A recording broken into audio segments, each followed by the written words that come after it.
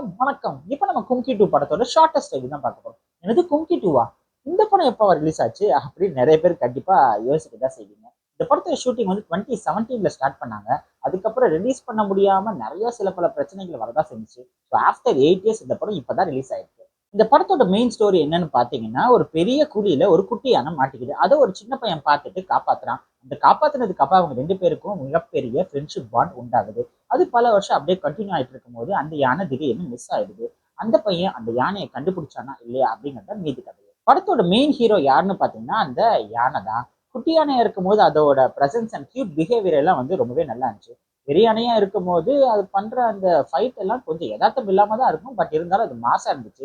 ஓவரால செம்மையா ட்ரெயின் பண்ணியிருக்காங்க யானையை. அங்கங்க விஎஃப்எக்ஸ் நிறைய இடத்துல யூஸ் பண்ணியிருந்தாலும் யானையை ரொம்ப நல்லாவே யூஸ் பண்ணியிருக்காங்க. படத்தோட லீட் ரோலா வர்ற அந்த ஒரு குட்டி பையனோட பெர்ஃபார்மன்ஸ் வந்து ரொம்பவே நல்லா இருந்துச்சு. அவரோட எல்டர் வெர்ஷனா வர்ற மதியழகனோட பெர்ஃபார்மன்ஸ் ஸ்டார்டிங்ல கொஞ்சம் பயந்து பயந்து நடிச்சிருந்தாலும் போக போக இம்ப்ரூவ் பண்ணிடுறாரு. விஜய் டிவி ஆண்ட்ரஸோட ஒரு சில காமெடி அங்கங்க ஒர்க் அவுட் ஆயிருந்துச்சு. அர்ஜுன் தாஸோட செகண்ட் ஹாஃப் பெர்ஃபார்மன்ஸ் கொஞ்சம் மெச்சோர்டா இருந்துச்சு. சுகுமாரோட சினிமாட்டோகிராஃபி ரொம்பவே நல்லா இருந்துச்சு. அந்த ஃபாரஸ்ட்லாம் காமிக்கும் போது ரொம்பவே அழகான விஷுவல்ஸ் காமிச்சிருந்தாரு. ஈமானோட மியூசிக் கும்கி ஃபர்ஸ்ட் பார்ட்ல வேற லெவல்ல இருக்கும். பட் இந்த படத்துல நிவாஸ் கே பிரசன்னா அது மியூசிக் போட்டிருக்காரு. அந்த சீனுக்கு என்ன வேணுமோ அதுக்கு தகுந்த மாதிரி கரெக்டாக தான் கொடுத்துருக்காரு. பட் கும்கி ஃபர்ஸ்ட் பார்ட் மாதிரி நீங்க எதிர்பார்க்க கூடாது. படத்தோட டேரக்டர் பிரபு சாலமன் ஃபர்ஸ்ட் பார்ட்டுக்கும் செகண்ட் பார்ட்டுக்கும் சம்மந்தமே கிடையாது அப்படின்னு சொல்லியிருந்தாரு. இந்த படத்துல ஒரு சில சீன்ஸ் நல்லாவே கனெக்ட் ஆகுது. பட் பல சீன்ஸ் வந்து இந்த படத்துல அவ்வளவா கனெக்ட் ஆகல. ஜஸ்ட் வந்து இந்த படத்தை ட்ராக் பண்ணி எக்ஸ்டெண்ட் பண்ணிட்டு கூட்டு போன மாதிரி இருந்துச்சு.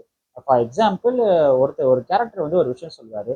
இந்த யானையை ஒரு இடத்துக்கு கூட்டு போனா ஒழிச்சு வச்சிடலாம் அப்படின்னு சொல்லிட்டு, பைக்கையோ காரையோ ஒழிச்சு வைக்கலாங்க, அவ்வளவு பெரிய யானை எப்படிங்க ஒழிச்சு வைப்பாங்கன்னு நிஜமாவே தெரியல. இந்த படம் ஒரு 7-8 வருஷம் கேப்ல வந்திருந்தாலும் அந்த படத்தோட அந்த பழைய ஃபீல் அப்படின்னு ஒண்ணு கண்டிப்பா இந்த படத்துல இல்லை. விஷுவல்ஸ் எல்லாம் கொஞ்சம் ரிஃப்ரெஷிங்கா தான் இருக்கு ஸ்கிரீன் பிளேல. பட் என்னதான் இருந்தாலும் அந்த ஸ்கிரீன் பிளே வந்து நம்மளால ப்ரெடிக்ட் பண்ண முடியுது, இதுதான் நடக்க போதோ அப்படின்னு சொன்னா அதுதான் கரெக்டாகவும் நடக்குது. இந்த படத்தோட ஸ்கிரீன் பிளே இன்னும் கொஞ்சம் இன்ட்ரெஸ்டிங்காகவும் கொஞ்சம் யதார்த்தமாகவும் எடுத்திருந்தாங்கன்னா இந்த கும்கி 2 இன்னும் பெட்டரா வந்திருக்கும் அப்படின்னு தோணுது. ஆக மொத்தத்துல பல வருஷ போராட்டத்துக்கு அப்புறம் வந்த இந்த கும்கி 2 ஒரு சுமாரான ஆவரேஜ் படமா இருக்கு.